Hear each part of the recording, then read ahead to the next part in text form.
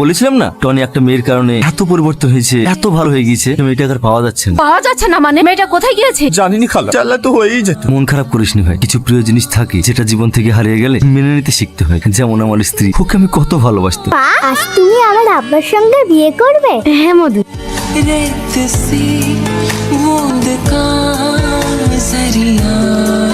কি হয়েছে তোমার? কে আপনি? আমাকে চিনতে পারছো না? না, আমার টনি কোথায়? আমি টনির কাছে যাব।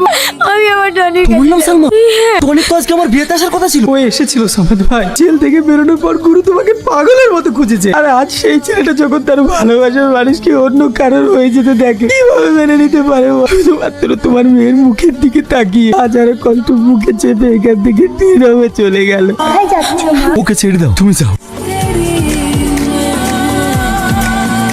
মা, আজ তুমি আমার আব্বার সঙ্গে বিয়ে করবে?